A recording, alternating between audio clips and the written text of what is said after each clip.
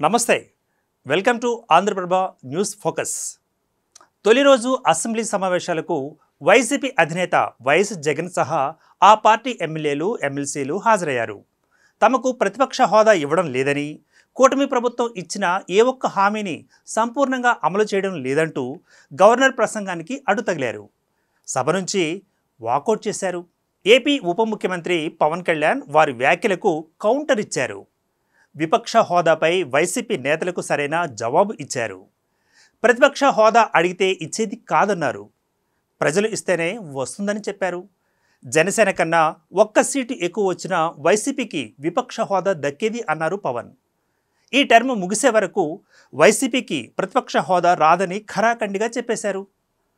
ప్రజలు ఇచ్చిన 11 సీట్లను గౌరవించి అసెంబ్లీకి రావాలని హితో పలికారు. ఎమ్మెల్యేల సంఖ్యకు అనుగుణంగా స్పీకర్ సమయం కేటాయిస్తారన్నారు. ఇంకా పవన్ మాట్లాడుతూ ప్రతిపక్ష హోదా రాకుండా చంద్రబాబు కానీ తాను కానీ ఏమీ మాయ చేయడం లేదంటూ కూడా పేర్కొన్నారు. కేవలం రాజ్యాంగబద్ధంగా మాత్రమే హోదా లభిస్తుందని ఆయన అన్నారు. దాని ప్రకారం అందరూ అసెంబ్లీ హోదాను అనుభవించాలని పేర్కొన్నారు.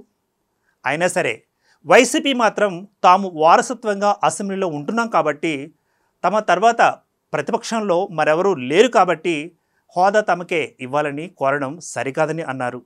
ఇంకా పవన్ చేసిన మరో వ్యాఖ్య మరింత ఆసక్తికరంగా మారింది. ప్రతిపక్ష హోదా కావాలి రావాలి అంటే అందరం జర్మనీకి వెళదాం అంటూ చలోక్తి విసిరారు.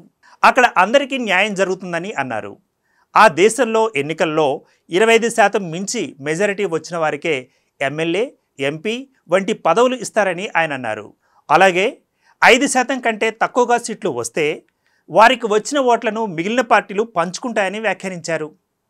లేదు, మాకు వాటితో లెక్కలేదు, ప్రతిపక్ష హోదా కావాల్సిందేనని అంటే జైలుకే వెళతారని వ్యంగ్యోక్తి విసిరారు పవన్ కళ్యాణ్.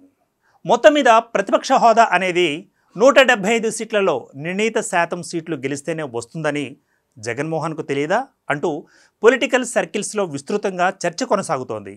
అంతా ఆయనకు బాగా తెలుసు.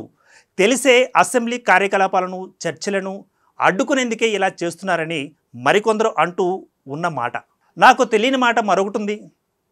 ప్రతిపక్షం అధికారపక్షం అయినా ఎమ్మెల్యేగా ఎంపిక అయ్యారు కాబట్టే మీరు అసెంబ్లీలో అడుగుపెట్టారు. అక్కడికి చేరుకునేందుకు గడప గడప ఎక్కారు, దిగారు. తీరా ఎమ్మెల్యేగా గెలిచాక అధికారపక్షం ప్రతిపక్షం అంటూ మీన మేష రాశులను లెక్కిస్తూ నైతికంగా తప్పు చేస్తున్నారు. అసెంబ్లీ ఎన్నికలు రావాలంటే మరో 4 ఏళ్లు ఆగాల్సిందే. అప్పటి వరకు ఓపికగా ఉండవలసిందే.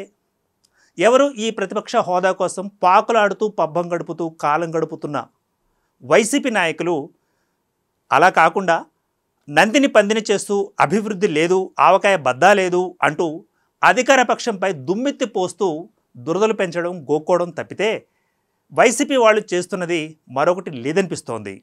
చూద్దాం, బండ్లు ఓడలు అవుతాయో లేదా ఓడలు బండ్లు అవుతాయో వేచి చూద్దాం. All it happens in politics. అదేనండి, రాజకీయంలోనే అన్నీ సాధ్యం అనే నానుడి ఉంది కదా. Let us wait and see. For more updates, keep watching Andhra Prabha News.